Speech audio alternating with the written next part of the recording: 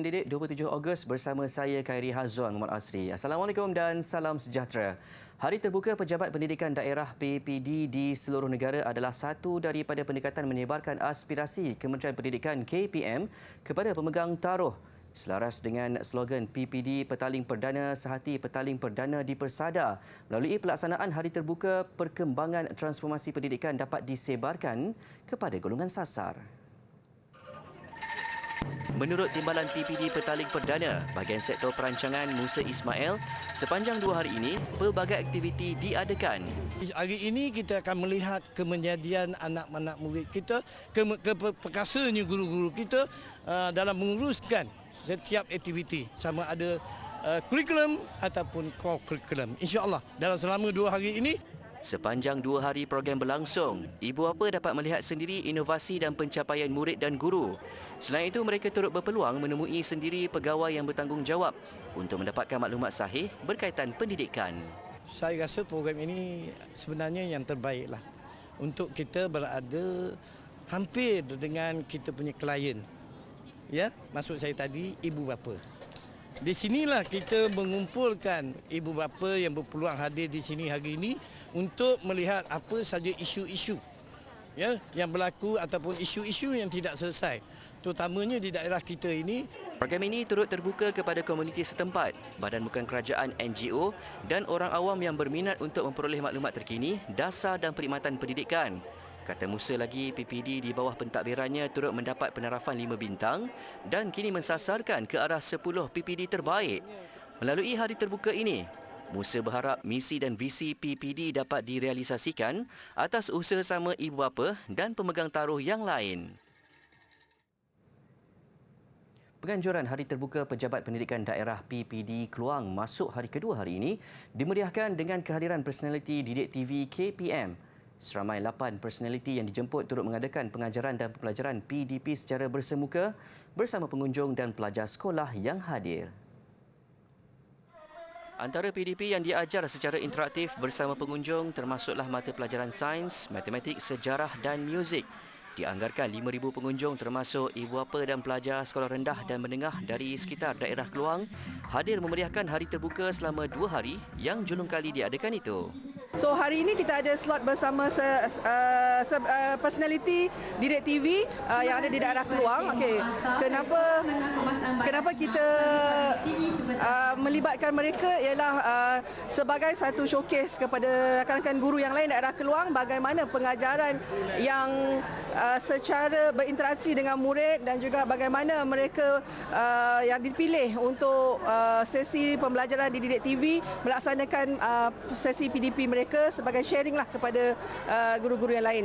Sementara itu, personaliti Didik TV KPM yang ditemui teruja apabila dapat melakukan PDP secara bersemuka dengan pengunjung sempena Hari Terbuka tersebut. Pensa Ketengahkanan ini adalah satu bentuk simulasi pengajaran saya di TV dalam talian. Saya memaparkan apa yang berlaku ketika sesi pembelajaran dalam talian itu dilangsungkan. Saya menunjukkan topik yang diajar, tajuk yang diajar, bagaimana murid-murid juga berperanan membantu saya untuk memastikan program pembelajaran dalam talian itu berlangsung dengan lancar. Untuk PDP saya sekejap lagi ni, saya rasa lagi seronoklah kot sebab kita ada audiens yang hidup.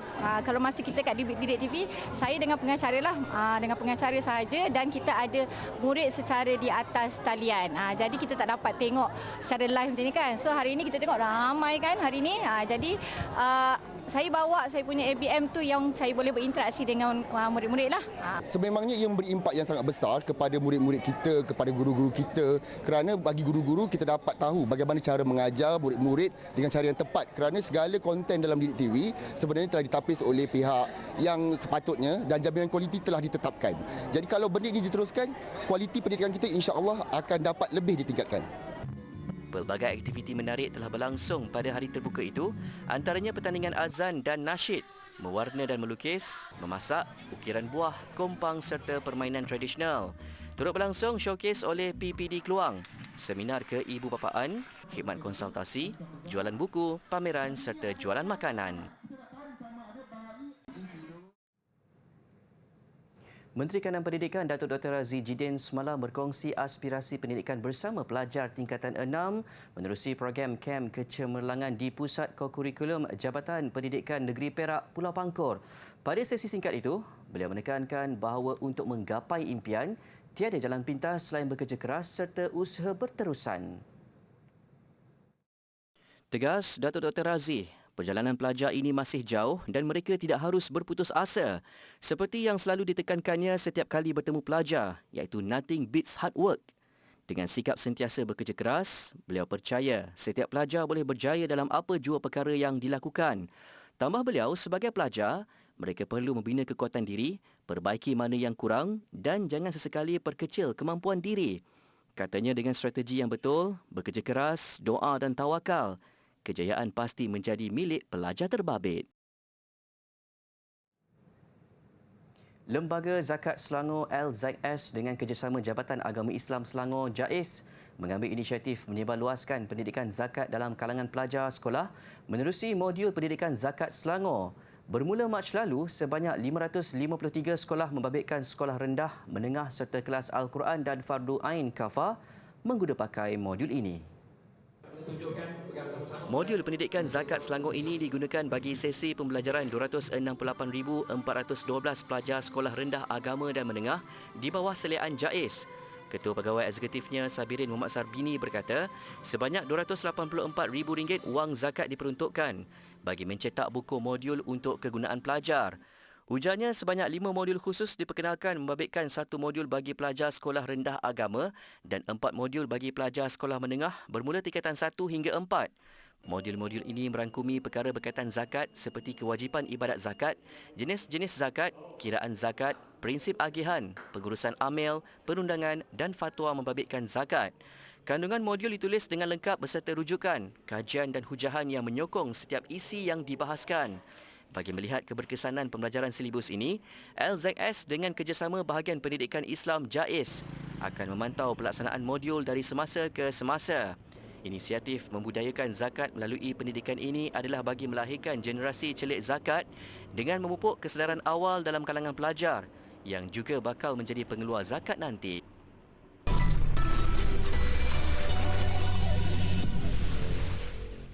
Kembali di Buletin Didik. Asas kemahiran pertukangan seni dan perubatan membentuk bidang ortosis. Kepakaran mereka dalam mencipta alat sokongan membantu mengawal pergerakan sendi anggota badan yang cedera sekaligus mencegah daripada berlakunya kecacatan. Segmen kerjaya pilihan minggu ini mendekati profesyen pakar ortotik. Mencegah lebih baik daripada merawat. Begitulah ibarat pentingnya bidang ortotik dalam menghalang atau mengawal kecacatan sebelum ianya menjadi lebih parah. Hasil tangan graduan Seni Bina Bangunan dari Institut Kemahiran Belia Negara IKBN Muhammad Yusri Muhammad Zain telah membantu ribuan pesakit dengan hasil kerja ortosis yang selesa dan kemas. Kalau ikut kita kerja kat sini pun memang ada seni bina juga. Yang kita ambil tu pun seni bina juga. Sebab dia melibatkan orang kata mall. Kalau seni bina untuk ni pun dia melibatkan mall juga ataupun buat pembuatan. Yang sini pun sama juga. Jenis ada pembuatan. Kat sini memang orang yang kerja ni memang ada seni. Sebab benda ni dia sebab kita naklah satu ialah sedap mata memandang. Kan? Sebab passion tu benda yang berbayar kan. Sebab kita nak bukan kita nak dari segi yang kita boleh untuk tujuan dia untuk prevent saja. Untuk dia support saja, tapi untuk dia punya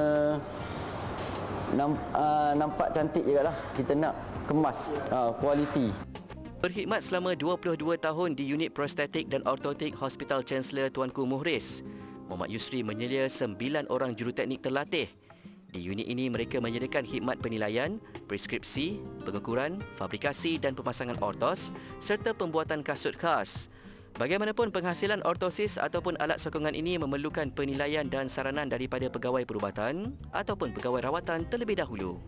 Setelah kita cerita kita punya ni, apa tujuan dia, fungsi dia, function dia untuk kita buat untuk spleen, mana patient setuju, mana kita akan buatlah. Kalau direct mall kita terus buat. Mana kalau direct mall, mana low temperature lah untuk kita buat spleen, mana lebih kurang dalam 30 minit ke 40 minit lah untuk siap.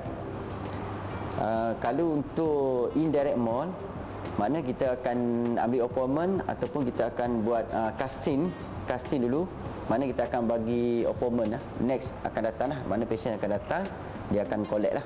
Ujarnya baik tangan, kaki mahupun anggota badan yang lain. Setiap daripadanya berperanan penting dalam memastikan tubuh dapat berfungsi dengan optimum. Sekiranya berlaku kemalangan industri mahupun kemalangan jalan raya, menjadi tanggungjawabnya untuk mencipta alat sokongan yang dapat meletakkan posisi anggota dalam keadaan tertentu bagi mempercepatkan proses pemulihan. Cabaran selalunya kita menghadapi dengan pesakit OKU, kes yang pediatrik punya AKU, yang bawah umur lah, macam 1 tahun ke 8 tahun, mana dia susah nak memberi kerjasama untuk kita direct mall. Mana kita untuk mall splint tadi, seperti mana tengok tadi kan, kita nak direct mall, mana dia susah nak beri kerjasama, kat situlah kita punya problem lah. Itu cabaran kita punya. Sebab apa? Sebab dia dia agresif dan dia menangis dengan kuat apa semua. Selain itu, beliau juga akui perlu sering melengkapkan diri dengan ilmu teknologi terkini dalam pengkhususan ini supaya dapat menghasilkan ortosis yang lebih cekap dan berkualiti. Peminjam perlu bersemuka dengan pihak Perbadanan Tabung Pendidikan Tinggi Nasional (PTPTN) sekiranya mempunyai masalah tunggakan pinjaman. Pengerusinya Apli Yusof berkata ia bagi membantu peminjam yang tidak mampu membayar pinjaman, termasuk mereka yang kehilangan pekerjaan sewaktu pandemik COVID-19. Jelas Apli, sehingga Julai lalu, lebih 2 juta peminjam atau 81.07% telah membuat bayaran balik. Kita tengok ada ramai kerana selepas pandemik baru ni yang hutang tertunggak kerana dibuang kerja, kerana banyak masalah-masalah lain. Jadi kalau boleh datang, orang yang ada hutang tertunggak ni datang berjumpa dengan PTPTN untuk menstrukturkan balik hutang-hutang tu. Kerana apabila mereka ni ada hutang tertunggak, mungkin disenarai dalam sikris, susah untuk mereka ni membuat pinjaman dan sebagainya. Jadi datang balik berjumpa dengan PTPTN sedia bantu untuk menstrukturkan balik hutang-hutang tersebutlah. Beliau berkata demikian pada program Ramah Mesra PTPTN bersama pengamal media Terengganu di Kuala Nerus. Sementara itu, Apli berkata pihaknya turut menyarankan IWAPA agar membuat penabungan Skim Simpanan Pendidikan Nasional SSPN bagi menjamin masa depan anak-anak mereka. Pelbagai manfaat dan keistimewaan ditawarkan kepada mereka, termasuklah pelepasan taksiran cukai ke atas simpanan sehingga RM8,000 setahun, pelindungan takaful percuma serta geran sepadan sehingga maksimum RM10,000 untuk satu keluarga yang layak. Sehingga Julai, PTPTN merekodkan jumlah deposit simpanan SSPN sejumlah RM12.65 bilion, melibatkan 5.49 juta akaun. Mengetengahkan kembali seni pembuatan tanjak warisan. Usaha itu yang dilakukan oleh seorang pesara kerajaan di Kemaman Terengganu yang mahu seni pembuatan itu diwarisi dan digemari generasi muda agar ia tidak lenyap ditenggelami arus pemodenan. Saiful Bahari Bidin, 40 tahun yang tinggal di Taman Koperasi Kampung Binjai dekat Kemaman, mula membuat tanjak warisan selepas sembuh daripada serangan angin ahmar 3 tahun lalu. Bapa kepada 3 cahaya mata itu berkata, tanjak warisan mempunyai rupa bentuknya yang tersendiri berbanding tanjak moden. Dan kini dia mampu untuk menghasilkan sebanyak 12 jenis tanjak pelbagai jenis, termasuklah ciri-ciri klasik. Katanya lagi, sempena Bulan Kebangsaan tahun ini, permintaan terhadap tanjak yang diusahakannya meningkat dan sehingga kini hampir 200 tempahan telah berjaya disiapkan. Saiful Bahari berkata kebanyakan pelanggannya datang dari dalam dan luar negeri Terengganu serta turut mendapat tempahan dari Brunei Darussalam dan Singapura yang meminati tanjak dihasilkannya. Kita kena pakai tanjak sebab bukan untuk kita menunjuk-nunjuk ataupun kita nak membanggakan sesuatu, tapi kita harus tak ada istilah harus wajib ataupun sebarang terma-terma yang digunakan lah. Kecualinya kita nak gunakan ni untuk meningkatkan rasa bangga kita pada asal-usul kita, pada bangsa kita, dan bila kita memakai ni kita akan ada satu perasaan tau dalam diri kita ni, kita ni sayangkan bangsa kita sebenarnya. Selain daripada itu, Saiful Bahari turut membuat tanjak dengan menggunakan kain batik dan dia menggunakan kain batik tradisional Terengganu sebagai satu identiti bagi tanjak tradisionalnya.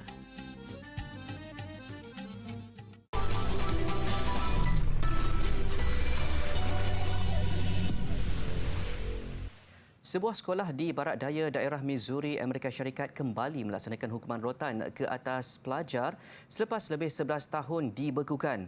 Pelaksanaannya diluluskan oleh Lembaga Sekolah Daerah Cassville dengan syarat ia dibenarkan oleh ibu bapa atau penjaga pelajar terbabit. Cadangan merotan itu disuarakan susulan kebimbangan ibu bapa mengenai tahap disiplin pelajar.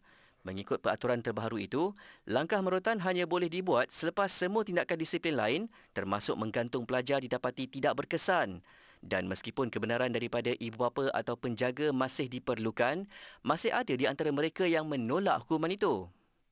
Antara alasan mereka ialah hukuman itu terlalu berat dan mereka sendiri tidak tergamak merotan anak mereka.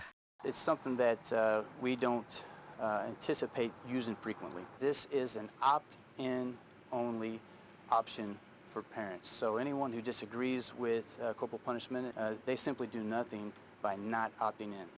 Di sebalik penolakan itu, terdapat 18 negeri lain di Amerika Syarikat yang membenarkan hukuman merotan pelajar. Mereka rajin bekerja, peramah dan sama seperti kebanyakan pekerja kuala putih di Jepun yang biasa dilihat biasa-biasa saja. Namun hakikatnya Daisuke Sakurai dan Tomohiko Kojima adalah antara bintang TikTok terbesar negara itu dengan 2.7 juta pengikut dan jutaan like. Malah dikurniakan anugerah sebagai pencetus trend di platform itu. Sakurai dan Kojima adalah presiden dan pengurus besar di sebuah syarikat keselamatan kecil di Tokyo.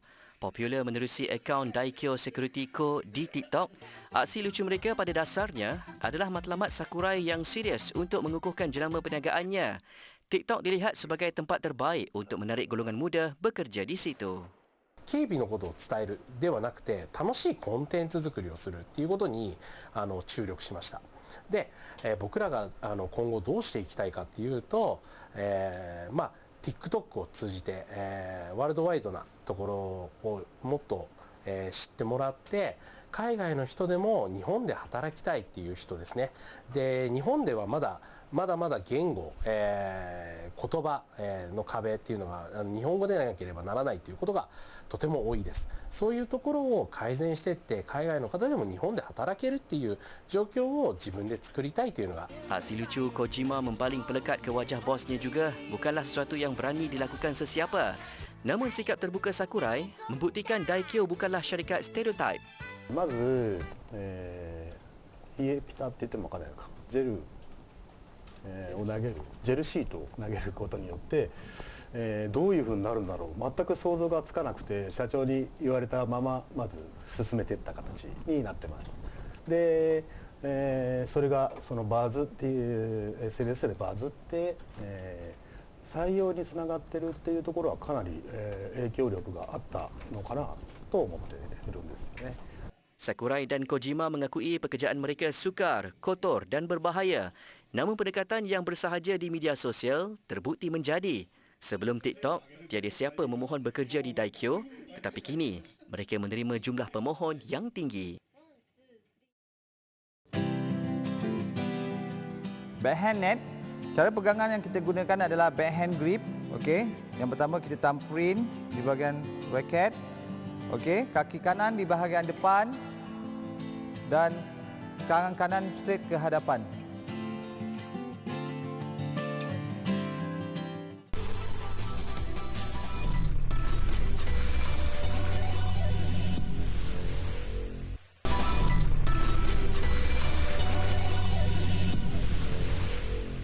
Masih di Buletin Didik. Sukan, Kejohanan Badminton Dunia 2022.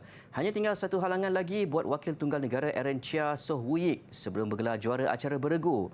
Aaron dan Woo Yik mara ke perlawanan akhir selepas menundukkan pilihan ketujuh kejohanan Satwik Sairaj Rankireddy Chirag Shetty dari India. Tewas set pertama, Aaron dan Woo Yik pilihan ke-6 bagi kejohanan kali ini tampil dengan retak permainan lebih teratur pada dua set berikutnya. Mereka semakin bersemangat apabila menang dalam set kedua. Set penentuan Satwik Sairaj dan Chirag semakin jauh ditinggalkan oleh mereka. Keadaan semakin mudah apabila Satwik Sairaj gagal membalas servis Aaron. Aaron dan Woo Yik menang 20-22, 21-18, 21-16. Ini juga kali pertama beregu Malaysia mara ke perlawanan akhir kejohanan dunia dalam tempoh 12 tahun. Pada perlawanan akhir esok, pasangan beregu negara dijadual menentang beregu Indonesia Muhammad Ahsan dan Hendra Setiawan. Muhammad Ahsan dan Setiawan mara selepas mengetepikan rakan senegara Fajar Alfian dan Muhammad Rian Ardianto 23-21, 12-21, 21-16. Saingan bola sepak bawah 19 tahun tanah air, Piala Belia melabuhkan tirainya menyaksikan Selangor FC menjulang trofi buat kali ketiga. Pasukan bimbingan Muhammad Firdaus Aziz itu menafikan kebangkitan barisan Tok Gajah dengan keputusan 1-1 di perlawanan akhir kedua di Temerloh, sekaligus menggelarkan juara menerusi agregat 2-1. Berlangsung di Stadium Majlis Perbandaran Temerloh, Selangor FC turun berbekalkan kelebihan 1 gol selepas mencatat kemenangan 1-0 pada aksi final pertama 19 Ogos lalu. Sebaik bermula, benteng pertahanan kedua-dua pasukan gagal dibolosi, menyaksikan aksi separuh masa pertama berakhir tanpa jaringan. Bersambung babak kedua, usaha Selangor FC akhirnya membuahkan hasil menerusi gol Muhammad Amirul Haziq Kamal Arifin minit ke-67. Selang 6 minit kemudian, Seri Pahang FC berjaya menyamakan kedudukan hasil jaringan Muhammad Zulfahmi Zulkifli. Dan dengan kelebihan yang dimiliki, Selangor FC terus kental bertahan untuk memastikan gelaran juara menjadi milik mereka dengan keputusan agregat 2-1. Beralih ke saingan Piala TNB Liga Hoki Remaja Malaysia 2022. Gol saat akhir membawa SSBJ Thunderbolts ke perlawanan akhir lelaki selepas mengecewakan AHP SSP MSP Thunderbolts 3-2 di peringkat separuh akhir semalam. Kategori perempuan pula, pasukan MBPJ Black Widow menumpaskan pasukan SSNP MSP PKS Unit 10 menerusi kemenangan tipis 1-0 seterusnya ke aksi penentuan juara esok. AHP SSP MSP Thunderbolts yang berdepan SSBJ Thunderbolts di fasa 4 terbaik mendahului menerusi gol sudut penalti Muhammad Hazim Muhammad Akhir sebelum penyudah sudut penalti Muhammad Amirul Hanif Mamat menjadikan keadaan 1-1. Muhammad Amirul sekali lagi menyumbat gol kedua peribadi dari gerakan sama di suku kedua. Namun keadaan berubah 2-2 apabila Muhammad Syamir Rizmi Syamsul menyempurnakan pukulan sudut penalti pada suku ketiga. Serangan di hujung-hujung permainan kemudian menjadi pemisah kedua-dua pasukan. Menyaksikan Muhammad Zulhanif Sahran muncul wira SSBJ Thunderbolts dengan gol kemenangan 3-2 mereka ke perlawanan akhir. Berjumpa Sekolah Menengah Kebangsaan Datuk Bentara Luar PHJ MSNJ yang mengejutkan juara bertahan SSTMI Thunderbolts 1-0.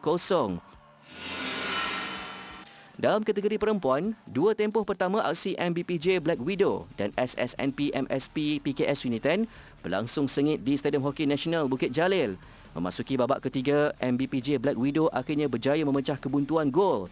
Menyaksikan minit ke-35, Nur Idrina Asnida Muhammad Yusmi menjaringkan gol untuk kedudukan 1-0 itu kekal sehingga whistle penamat. MBPJ Black Widow mara ke final menentang SSTMI PKS Unit 10 yang akan berlangsung esok jam 6 petang di Stadium Hoki Nasional Bukit Jalil. Baik, menonton filem sambil menikmati keindahan matahari terbenam dan terapung di atas air. Suasana sekitar floating cinema di Venice, Itali itu mengakhiri buletin didik. Saya Khairi Hazwan Muhammad Nasri, salam hormat dan Assalamualaikum.